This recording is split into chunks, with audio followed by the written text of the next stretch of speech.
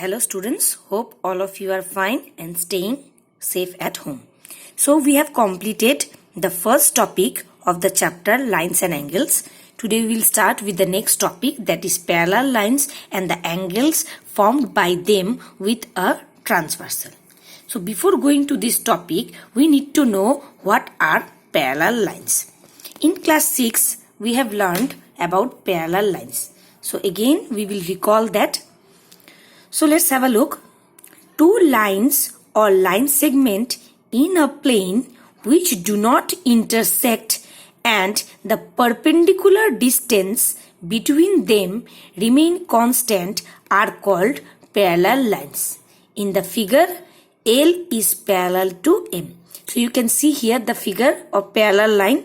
Here L and M are parallel and the distance between these two lines are everywhere equal. Either it will be in this end or it will be in this end. They are always equal. So this concept we have got in class 6 also. Now the new concept is about transversal. What does transversal means? So transversal means a transversal is a line that cut across two or more lines in distinct point. It is the third line which cut the other two lines at two distinct point. Distinct point means different point. So here two figures of transversal is given. So just have a look.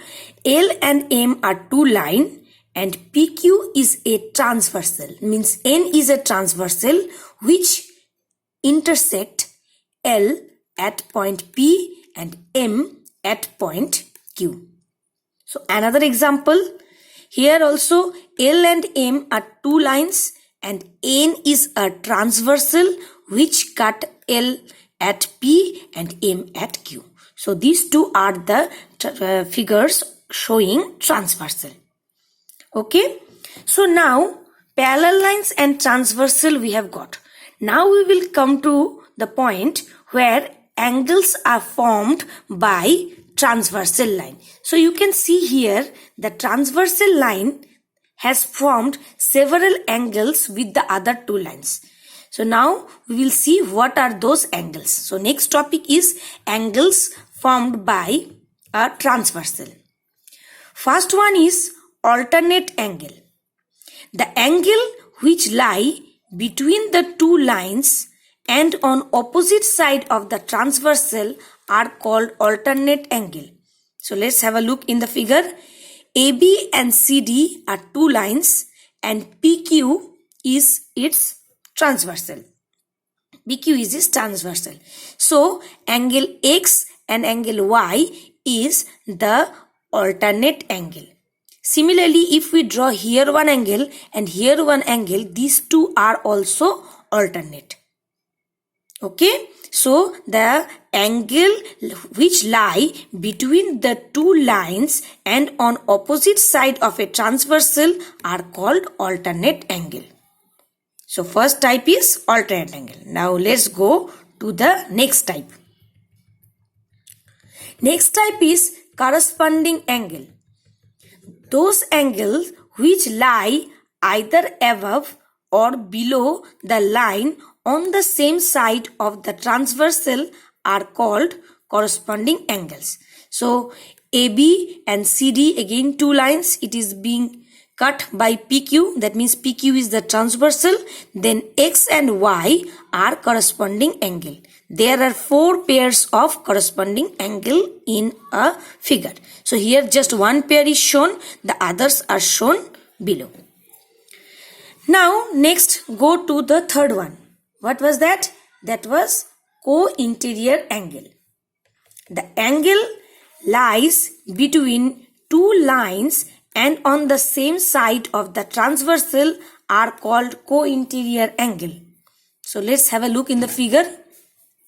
This is two line. This is the transversal. So angle X and angle Y is a pair of co-interior angle. So these are the three types of angle formed by transversal with the other two lines. Now we will come to the main topic of this chapter. That is, if the line AB and CD are parallel, then what are the criteria being used? So let's have a look on it. Before going to the relation with parallel lines, first we will find out how many pairs of alternate angle, corresponding angle, co-interior angles are there in a figure. So we have made a table here. We will go to that table, and in that table it will be clear to us. So first look at the figure properly. This PDF will be joined with the video, so you can make it clear by seeing it twice or thrice. So here 1, 2, 3, 4, 5, 6, 7, 8 angles are being named. This figure is there in the book, so you can keep your book open and see the table. What are interior angles? 3, 4, 5, 6. So the word interior means inside. That is the angles which are inside the figure. So these 4 are the interior angles. And exterior means outside. 1, 2, 7, 8. These are the exterior angle. Now pair of alternate angles.